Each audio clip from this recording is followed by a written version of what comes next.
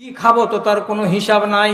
তো আমি নিশ্চয়ই 100, 200, 300, 400টা টাকাকে আটকিয়ে দিতাম, আমি দান করতাম না। 3 দিনে 1 লাখ টাকা, 1 লাখ দিরহাম সব চলে গেল। তাহলে এরা কি ধরনের মানুষ? আর বাড়িতে বস্তাগুলো ফাঁকা, বাড়িতে কুঠিতে কোনো দানা নাই, পানি নাই, সব কিছু ঝেড়ে ফেলে দিচ্ছেন। তো তারা কি জীবনে কোনোদিন বলেছেন যে আমরা না খেয়ে মরে গেছি? না, মরেনি। শেষে একদিন নিজের বহিন বেটা আব্দুল্লাহ বিন জুবায়ের বলে পাঠালো, খালার হাত খালাকে আটকাতে বলো, না হলে খালার হাতকে আমরা বেঁধে দিব, না হলে খালা হবেটা কি গরিবিতে মরে যাবে, না খেয়ে না খেয়ে। খালার হাত বেঁধে দিব, এই কথাটা যেমনি বলা, সহি হাদিস বলছি। মা আয়েশার কানে গেল, সাথে সাথে কসম খেয়ে বলছেন, বহিন বেটা যতদিন জীবিত থাকবে ততদিন ওই বহিন বেটার মুখ দেখব না, কথা বলবো না। যেই বহিন বেটা আমি খরচ করি তার জন্য আমার হাত বেঁধে দিবে, যাতে করে আমি খরচ করতে না পারি। এত বড় কথা বলে, কথা বলা বন্ধ। 1 মাস গত হয়নি, আব্দুল্লাহ বিন জুবায়ের পেরেশান হয়ে গেলেন, খালা কথা বলে না, খালা কথা বলে না, কি করবে এইবার? 2 জন লোককে লাগালেন। আব্দুর রহমান বিন আসওয়াদ, এই একজন সাহাবী, তার সাথে আর একজন সাহাবীকে নিলেন। নেওয়ার পরে বলছেন, আপনারা 2 জন বয়স্ক সাহাবী, আমার খালা আমার উপরে নারাজ হয়ে গেছেন, আপনারা মিলিয়ে দিবেন না আমার খালার সঙ্গে আমাকে?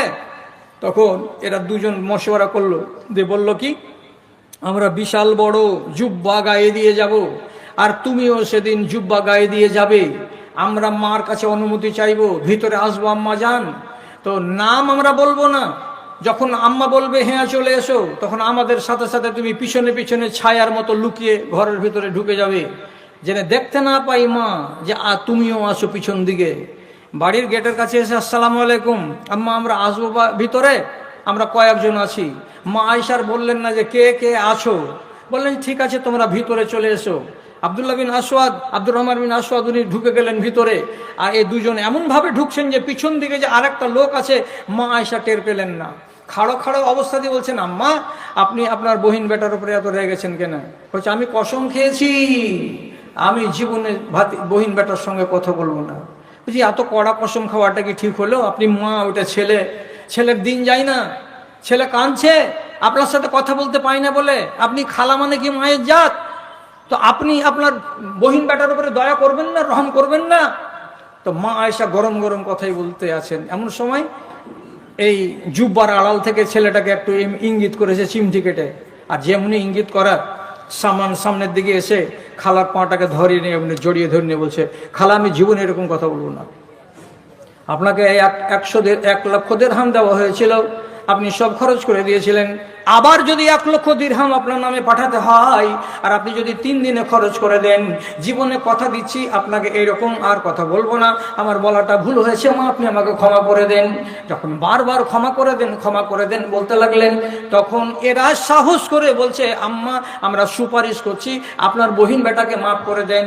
মা আয়েশা বলছেন, মাফ তো করে দিলাম রে বাবা, কিন্তু আমার যে কসমটা ভেঙে গেল তার জন্য আমাকে জরিমানা দিতে হবে, এখন জরিমানা দিলে তো নয়।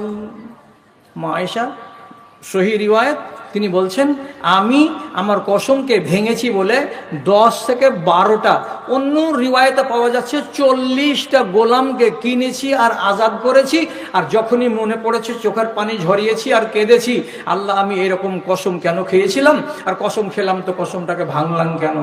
তাহলে মা আয়েশার হাতটা কেমন ছিল বুঝতে হবে। সময় শেষ, আর আমি আগে বাড়াচ্ছি না, শুধু এইটুকু কথা বলবো। রসুল্লাহ যখন বিদায় হচ্ছেন, 4 মিনিট আছে, রসুল্লাহ যখন ইন্তেকাল করছেন তখন বলে গেলেন 9টা বিবিকে, 9টা বিবির ভিতরে প্রথম ওই স্ত্রী কবরে আমার সাথে সাক্ষাৎ করবে যার হাত লম্বা। তখন নবীর ইন্তেকালের পরে মা আয়েশা বলছেন, আমরা দেয়ালে আঁক টেনে টেনে হাতকে মেপে দেখতাম, আমার হাত লম্বা না জাইনাবের হাত লম্বা, না উম্মে সালমার হাত লম্বা, না হাফসার হাত লম্বা, বুঝতে পারতাম না যে কার হাত লম্বা। কিন্তু 6 মাস গত হতে নেই, আমাদেরই 103, তার নাম হলো জাইনাব বিনতে জাহাশ, মরে গেল। যখনই মরলো আয়েশা বলছেন আমি জানতে পারলাম হাত লম্বার মানেটা কি। এই হাত নয়, হাত লম্বার মানে হলো যার মন লম্বা, যার হাত লম্বার মানে যে হাত দিয়ে দান বেশি করতে পারে সেই। তো জাইনাব বিনতে জাহাশ চামড়ার কাজ করতে জানতেন, ফিতা বানাতেন আর ব্যাগ বানাতেন আর অনেক ডিজাইনেবল জিনিস বানাতেন, আর ওইগুলোকে বাজারে বিক্রি করে যত টাকা হতো একটা টাকা নিজের জন্য রাখতেন না, সমস্ত গরিব এবং দুঃখীকে দান করে দিতেন। এই জাইনাব বিনতে জাহাশের কথা নবী বলছেন যার হাত হবে লম্বা সেই কবরে আমার আগে দেখা করবে। মা জাইনাব আগে কবরে চলে গেছেন। আম্মা জানেরা, আমার খালা জানেরা, আপনাদেরকে বলছি এটা হলো দাওরা মাদ্রাসা, আর এই এলাকার খুব নামকরা মাদ্রাসা। এর যেমন আয় তেমনি এর বই। আপনারা মন খুলে এবার শেষের বেলায় আপনাদের কাছে যে আমাদের আদায়কারীগণ যাচ্ছেন, মায়ের জন্য, বাপের জন্য, দাদার জন্য, দাদির জন্য, আর যদি স্বামী মারা যেয়ে থাকে তাদেরকে স্মরণ করে আপনারা অবশ্যই নতুন করে কিছু দান পাঠাবেন।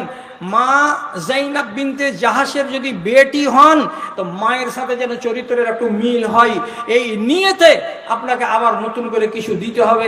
এটা আপনাদেরকে আহ্বান জানাচ্ছি শেষের বেলায়। আল্লাহ তাআলা আপনাদেরকে সুমতি দান করুন। এবং আমার ভাইজানেরা, আপনারা যারা এতক্ষণ ধরে এখানে বসে আছেন, এদিকে আপনাদেরকে আহ্বান জানাচ্ছি, আপনারা আসুন। এরপরে যিনি বক্তা আছেন তিনি এই দায়িত্বটাকে পালন করবেন। আমার কাঁধে এই দায়িত্বটা ন্যস্ত করা হয়নি, আমার টাইম আমি শেষ করে দিয়েছি। বলার মাধ্যমে কোনো যদি ভুল ত্রুটি হয়ে থাকে নিজ গুণে ক্ষমা করবেন। সেই ভাইয়ের ছোট বোন 500 টাকা দান করেছেন, আল্লাহুম্মা সাল্লি আলাইহা আল্লাহুম্মা বারিক আলাইহা। ঠিক আছে, এইভাবে আসুক, আসতে থাকুক। এরপরের বক্তা যিনি আছেন উনি দায়িত্বটাকে পালন করবেন ইনশাআল্লাহ। তাহলে আজকের মতো এখানে ইতি। আপনারা ভালো থাকুন, ঈমান আমানে থাকুন। আল্লাহ তাআলা আপনাদেরকে ইহলৌকিক জীবনে কামিয়াব বানান, পরলৌকিক জীবনে আল্লাহ তাআলা আপনাদেরকে সুখী বানান। আপনাদের সর্বাঙ্গীন সুখ শান্তি কামনা করে রব্বুল আলামিনের কাছে গোলাম মুস্তাফা শ্বশুর শাশুড়ির নামে 2000 টাকা। আল্লাহুম্মা সাল্লি আলাইহা আল্লাহুম্মা বারিক আলাই আল্লাহুম্মা ইয়াদু বিল ইলমি ওয়াল হিলমি ওয়া যায়িনহু বিল ঈমানি ওয়াত তাকওয়া। ফেতরা দিয়ে গোলমাল করছে, ও টাকা দিয়ে গোলমাল কিয়ামত পর্যন্ত থাকবে, ওটা বলে লাভ নাই।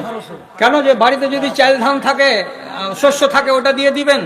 আর যদি ওগুলো না থাকে আর আপনার সুবিধা মনে হয় যে না আমি টাকা দিয়ে দিব, আপনি টাকা দিয়েও দিবেন, আল্লাহ কবুল করবেন ইনশাআল্লাহ।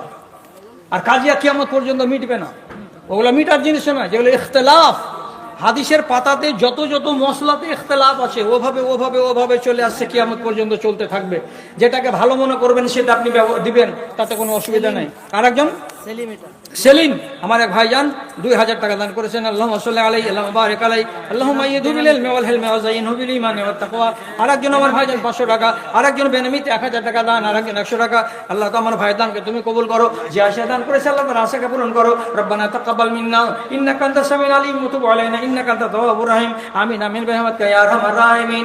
এই কথা শোনালে হৃদয় আমার সত্যি দহিয়া যায়, কেন প্রতিদিন ভারত ভূমিতে মুসলিম জবাই হয়।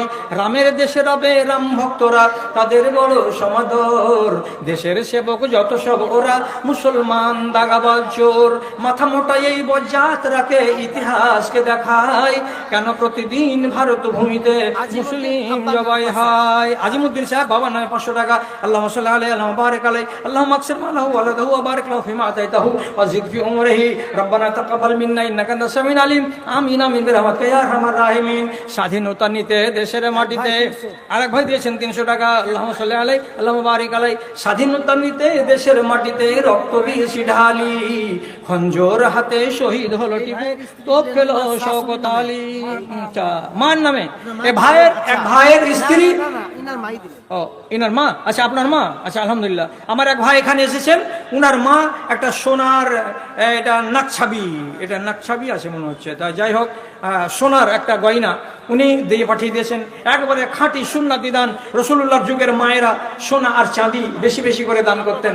আমার খালা এই যে দানটা দিয়ে পাঠিয়েছেন, আল্লাহ তাকে সাদরে গ্রহণ করো। আল্লাহুম্মা সাল্লি আলাইহা আল্লাহুম্মা বারিক আলাইহা। আরেকটা বেনামিতে এসেছেন নাকের নাকছাবি, পরওয়ারদিগার 500 টাকা।